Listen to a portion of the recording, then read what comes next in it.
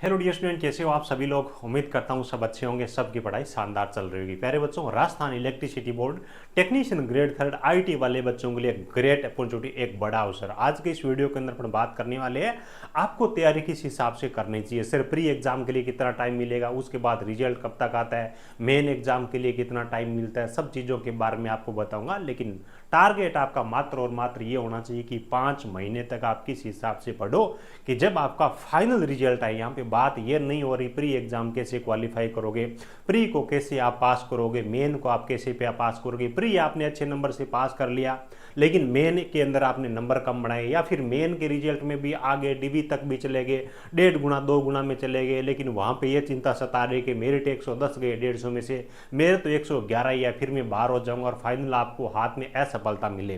तो स्टार्टिंग से ये चीज़ें मैं आपको इसलिए बता रहा हूँ क्योंकि पिछली बार मैंने हकीकत में ये देखा है कि बच्चे रो रहे थे कि सर काश हम थोड़ा सा और ज़्यादा पढ़ लेते ने, मेरे पॉइंटों के अंदर मैं बाहर हो गया, मेरी ज़िंदगी बन जाती, मेरी किताबों से पीछा छूट जाता। तो आज मेरे हिसाब से ये सही दिन है कि अभी से मैं आपको चीज़ों के बारे में अवगत करवा दूं, ताकि आप किसी भी प्रकार की कोई गलतफहमी नहीं पाले और बिल्कुल भी लापरवाही नहीं करके इन 5 महीनों के अंदर जम के मेहनत करें। जब फाइनल रिजल्ट आए तब आपको ये लगे कि 1.5 गुना में 110 की मेरिट गई है, लेकिन मेरे नंबर 120 है, मुझे बाहर करने वाला कोई नहीं है। आईटी लेवल की भर्तियों मेरे को एक बिंदास तरीके से बहुत अच्छी नौकरी है वो मिल गई है।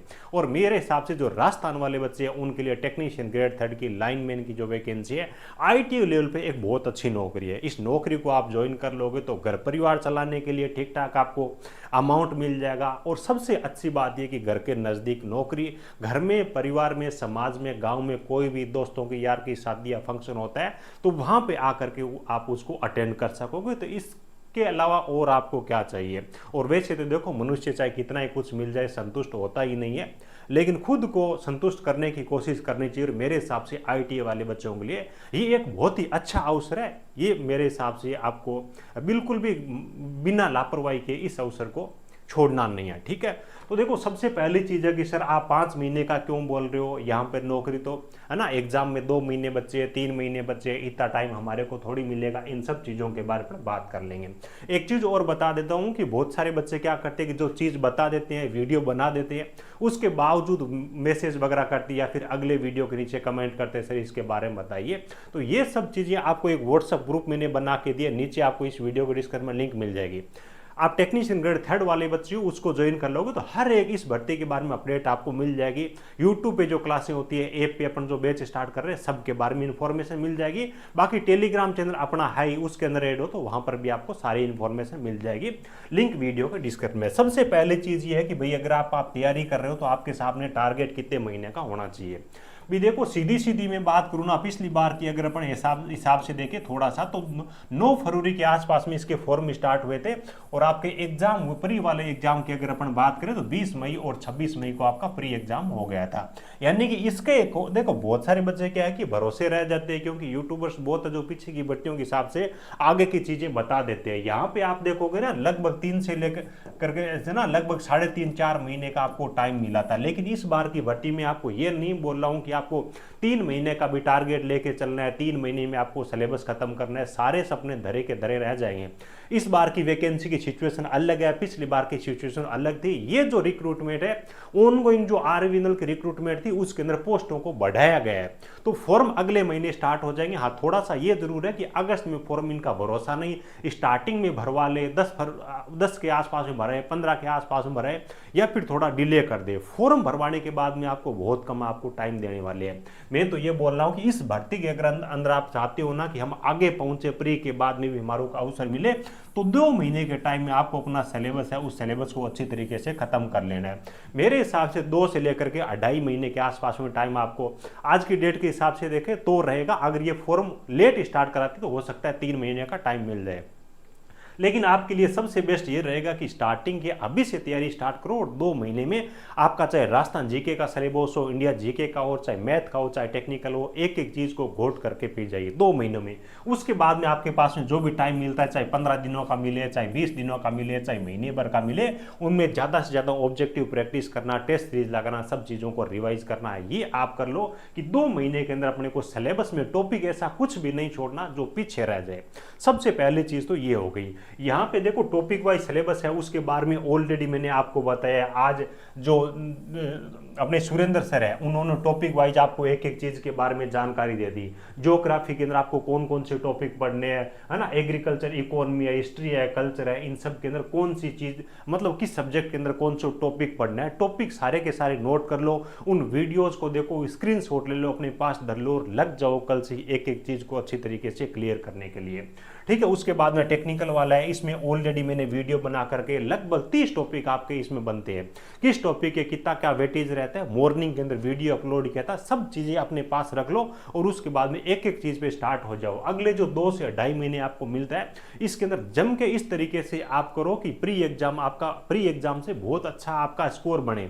और उसके बाद में प्री एग्जाम का जब रिजल्ट आता है ना, मेन कहानी कहां पे फंसती है, प्री एग्जाम का जब रिजल्ट, प्री एग्जाम का पेपर हो जाता है ना, उसके बाद में जिन बच्चों की तैयारी अच्छी नहीं होती वो क्या करते हैं कि प्री एग्जाम के रिजल्ट को वेट करते हैं कि रिजल्ट आएगा, मैं पास होऊंगा नहीं होऊंगा।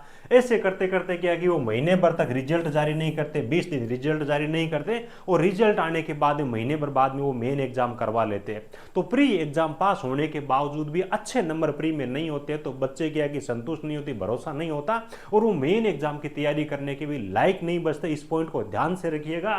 प्री एग्जाम में उसको जबरदस्त तरीके से आपको तैयारी करनी है, ताकि प्री एग्जाम आप दे के आओ तो नंबर इतने अच्छे बने कि रिजल्ट का आपको वेट ही नहीं करना पड़े। प्री एग्जाम देते ही अगले दिन से आपकी मेन एग्जाम में उसकी तैयारी स्टार्ट हो जानी चाहिए, क्योंकि प्री के बाद में मेन की आप तैयारी करते हो ना, तो पिछली बार तो लगभग 3 महीने का टाइम मिला था, 3 महीने अपन लेके क्यों चले, हो सकता है अभी 2 महीने का टाइम मिले, 2.5 महीने का टाइम मिले, ऑल ओवर में ये मानता हूं कि अभी के हिसाब से लगभग 5 महीने के अंदर आपका मतलब क्या कि ये कंप्लीट जो रिक्रूटमेंट है मेन एग्जाम तक का प्रोसेस करवा लेंगे, है ना। अभी 2 महीने का प्री में मिले, 2.5 महीने का मिले, मेन के अंदर 2 महीने का मिले, 3 महीने का मिले, लेकिन रेशियो आपका यही रहने वाला है 2 से 3 महीने का। तो 3 महीने के भरोसे अपने को नहीं रह करके 2 महीने के अंदर अपना जो सिलेबस है वो खत्म करना है, और इस हिसाब से एक एक चीज को जबरदस्त तरीके से पढ़नी है अभी से, कि वो चीजें आपकी मेन एग्जाम में भी काम आए। अब देखो मेन एग्जाम में आपका जो टारगेट है ना, 150 नंबर का आपका जो पेपर आएगा, उसमें आपका रो स्कोर अगर 120 नंबर का आप टारगेट लेकर चलते हो, पिछली बार जो कट ऑफ गई थी ना 110 नंबर, 112 नंबर, 114 नंबर, वो गई थी नॉर्मलाइजेशन के बाद में। आप टारगेट 120 नंबर का लेकर चलिए, इस बार शायद ही नॉर्मलाइजेशन हो। पिछली बार 110, 12, 14 गई थी नॉर्मलाइजेशन के बाद में। एक्चुअल अगर अपन जो पेपर का स्कोर देखें ना, तो 105, 7, 4 नंबर थे, वो बच्चे भी उसके अंदर सेलेक्ट हुए। आप ये टारगेट लेके चलिए, अगर आप ये टारगेट अचीव करते हो या फिर 115 के आसपास में भी जाते हो, आपका पेपर वाले स्कोर की बात कर रहा हूं, तो आपको इस भर्ती में बाहर करने वाला कोई नहीं है। डीवी में डरने की जरूरत नहीं रहेगी कि मेरिट सर प्री एग्जाम मैंने दिया था, पास कर लिया, मेन मैंने पास कर लिया, अब मेन की कट ऑफ ये गई है, मेरा तो 2 ही नंबर ज्यादा है या 4 ही नंबर ज्यादा है, सर कट ऑफ कितनी बढ़ सकती है। ये देखो चीजें आपको बाद में याद आएगी, अभी से इन चीजों का गांठ बांध लीजिए। आपके सिलेबस के अंदर जो भी टॉपिक है हम आपके लिए खुद मेहनत कर रहे हैं, हमारे से भी ज्यादा आपको खुद मेहनत करनी है, ठीक है ना। एक एक टॉपिक हमने आपको बताया, जीके वाले सर ने एक एक चीज आपके बता दी कि देखो हिस्ट्री के अंदर क्या पढ़ना है, कल्चर में आपको क्या पढ़ना है, ज्योग्राफी में आपको क्या पढ़ना है। यहाँ पे वेटेज आपका 10 नंबर का ही है, लेकिन यहाँ पे तो लंबी चौड़ी चीजें दे रखी है, तो इसके लिए आपको एक सही प्रॉपर मार्गदर्शन अच्छे टीचर का भी होना बहुत ज्यादा जरूरी है। हम तो आपके साथ में जुड़े हुए हैं ही, यहाँ पर भी देखो यूट्यूब पर भी हम कंप्लीट आपको गाइड करते रहेंगे, पढ़ाते रहेंगे। हमारा टारगेट ये है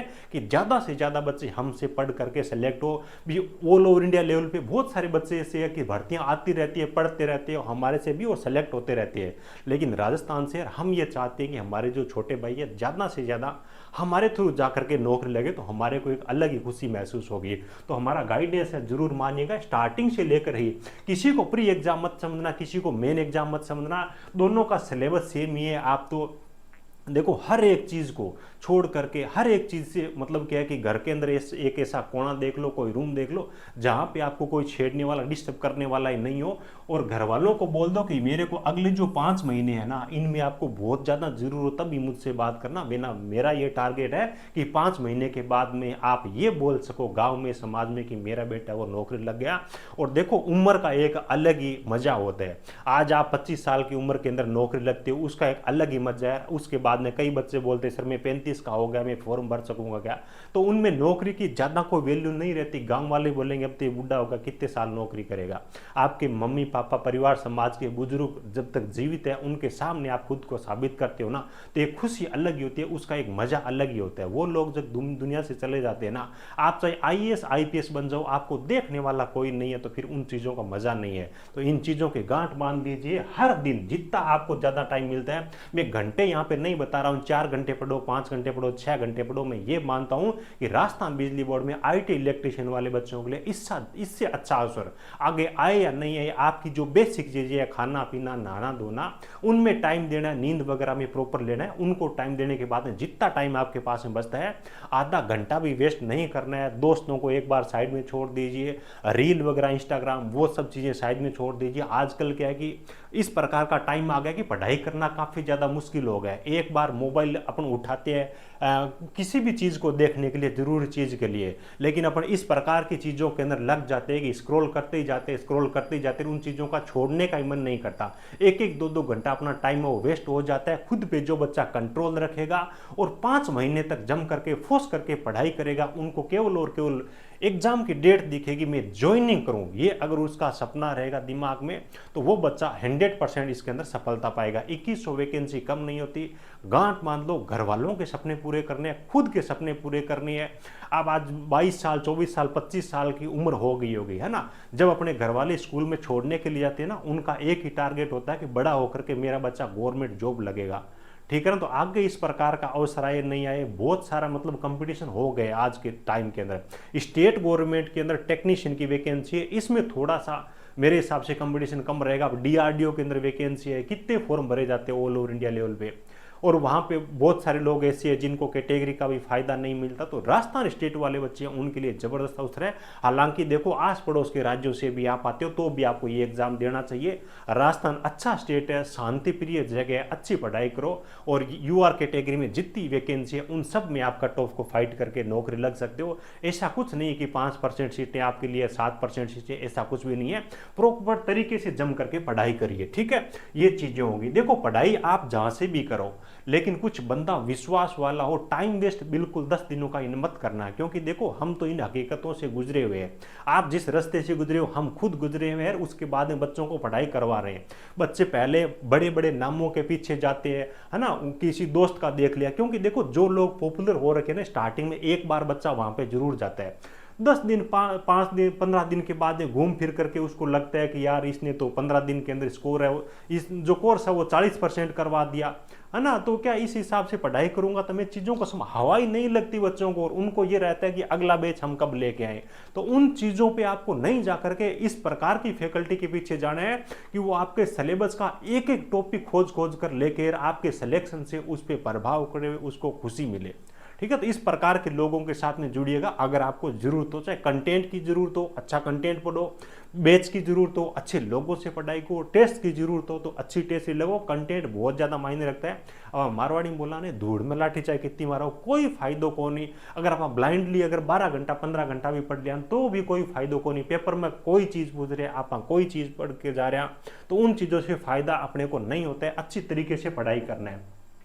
राजस्थान जीके का Surendra sir already RAS mains को अभी इन क्वालिफाई करके इंटरव्यू दे के आए हैं। राजस्थान जीके का एक भी टॉपिक नहीं छोड़ेंगे। आप कहने गोट गोट के पास देगा 2 महीना को टाइम आगे मार्गदर्शन के अंदर, और यूट्यूब पर ऐप पर एक भी क्लास आगे मिस ना करो। राजस्थान जीके एकदम मतलब क्या है कि इस प्रकार से करवा देंगे कि आपको दोबारा राजस्थान जीके की कोचिंग करने की जरूरत नहीं पड़ेगी।